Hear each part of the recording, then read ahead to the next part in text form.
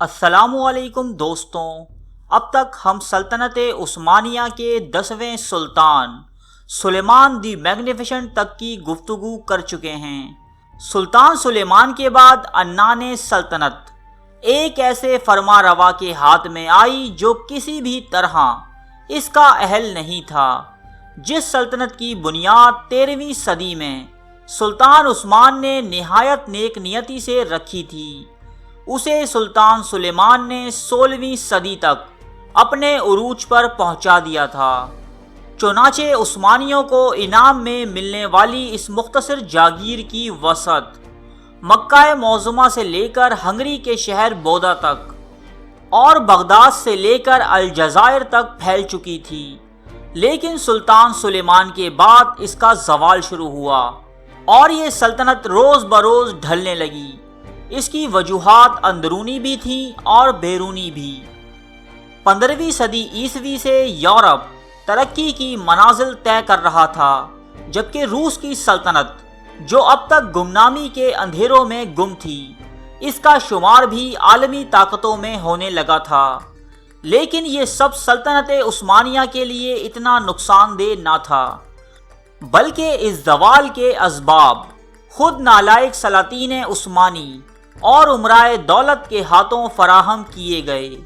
سلیمان دی magnificent کے بعد جو سلطان تخت نشین ہوئے، ان کی اکثریت اتنی بڑی سلطنت سنبھالنے کے قابل نہ تھی۔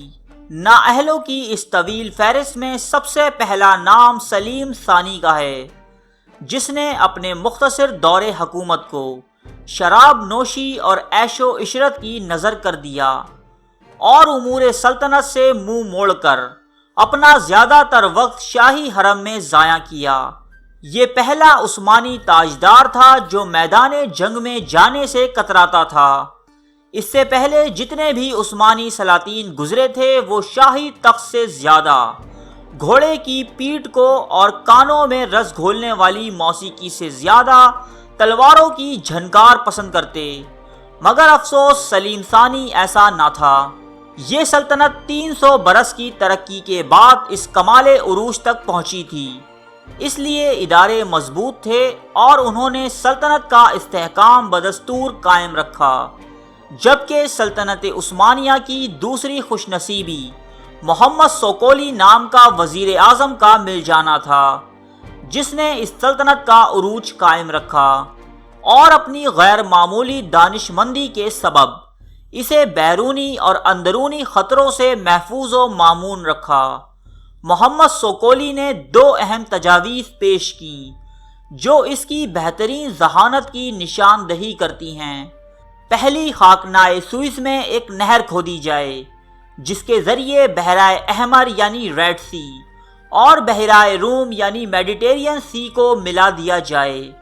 اگر یہ منصوبہ کامیاب ہو جاتا تو ترکوں کی بحری طاقت اور بحری تجارت میں انقلابی ترقی رونما ہو جاتی، جبکہ دوسری تجویز دریائے ڈون اور دریائے وولگا کو ایک نہر کے ذریعے ملا دینے کی تھی۔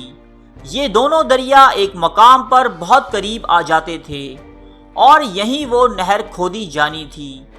اس کے ذریعے ترکی بیڑے کی رسائی بحیرہ کیسپیئن تک ممکن تھی، جہاں سے ایران، آذربائیجان اور دیگر کئی علاقوں پر بآسانی یلغار کی جا سکتی تھی۔ لیکن اس منصوبے کو پایۂ تکمیل تک پہنچانے کے لیے استراخان نامی شہر پر قبضہ ضروری تھا، جو دریائے وولگا کے دہانے پر واقع تھا اور اس وقت روس کے تسلط میں تھا۔ اس غرض سے سوکولی نے 25,000 ینیچری فوج روانہ کی، جبکہ کریمیا کے 30,000 تاتاریوں نے بھی اس کا ساتھ دیا۔ سو یہ متحدہ فوج استراخان پر قبضے کے لیے آگے بڑھی۔ یہ تاریخ میں ترکوں کی روسیوں کے ساتھ پہلی جنگ تھی جو موسم کی خرابی کی وجہ سے کامیاب نہ ہو سکی۔ ہزیمت اٹھانے کے بعد یہ افواج جب واپس لوٹ رہی تھیں، تب ان کا ایک بڑا حصہ طوفان کی نظر ہو گیا۔ اس مہم کی ناکامی کے بعد دریائے وولگا اور ڈون کو ملانے کی تجویز مسترد کر دی گئی۔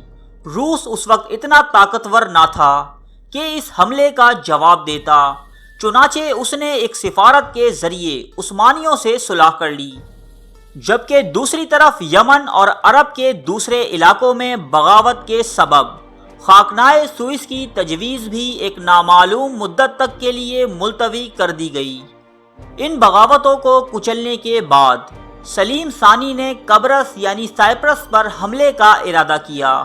محمد سوکولی اس حملے کے خلاف تھا کیونکہ یہ عثمانیوں کے حلیف وینس کے قبضے میں تھا، مگر سلطان سلیم کی خواہش کے مطابق اس کا محاصرہ کیا گیا اور کافی جد و جہد کے بعد تمام سائپرس پر عثمانی پرچم لہرانے لگا۔ اس جنگ میں ایک ناخوشگوار واقعہ بھی پیش آیا۔ قبرص کا سالار بریگیڈینو جو ہتھیار ڈال چکا تھا اور عثمانیوں کی طرف سے اسے امان دی جا چکی تھی، اس کے اور عثمانی سالار قرا مصطفیٰ پاشا کے درمیان ایک بحث ہوئی، جس کا انجام یہ ہوا کہ سائپرس کی تمام فوج کو قتل کر دیا گیا، جبکہ بریگیڈینو کی کھال کھچوا لی گئی۔ اس واقعے نے یورپ کی اقوام کو خواب غفلت سے بیدار کرنے میں اہم کردار ادا کیا اور مسیحی حکومتوں خصوصاً اسپین، وینس اور مالٹا کے درمیان ایک اتحاد عمل میں آیا۔ اس متحدہ بحری بیڑے کا سالار ڈان جان نامی ایک نوعمر لڑکے کو منتخب کیا گیا جو شہنشاہ چارلز دی ففتھ کا ناجائز بیٹا تھا۔ اس کے جواب میں ترکوں کا بیڑا جو اپنے جہازوں کی تعداد میں یورپی بیڑے سے بڑا تھا، لیپانٹو کے مقام پر پہنچا۔ اس بیڑے کی قیادت علی پاشا نامی ایک نوعمر نوجوان کر رہا تھا۔ اس بیڑے میں کلج علی جیسے کئی تجربے کار افسر موجود تھے، لیکن علی پاشا کی منمانیوں کے سبب ترکی بیڑے کو بھاری نقصان اٹھانا پڑا۔ اس دو بدو لڑائی میں امیر البحر علی پاشا مارا گیا۔ یورپیوں نے اس کا سر کاٹ کر جہاز کے مستول پر لٹکا دیا۔ یہ دیکھ کر ترکوں کے قدم اکھڑ گئے اور عثمانیوں کو بدترین شکست کا سامنا ہوا۔ کلج علی بمشکل 40 جہازوں کو بچانے میں کامیاب ہوئے، جبکہ جہازوں کی اکثریت تباہ کر دی گئی یا پھر ان پر قبضہ کر لیا گیا۔ 16ویں صدی عیسوی میں یہ ترکوں کو سب سے پہلی اور بڑی شکست تھی۔ اس سے قبل یہ تصور کیا جاتا تھا کہ عثمانیوں کو شکست دینا ناممکن ہے، جو اس جنگ کے بعد ختم ہوا۔ اس شکست نے سمندروں پر سے عثمانیوں کی حکمرانی مکمل طور پر ختم کر دی۔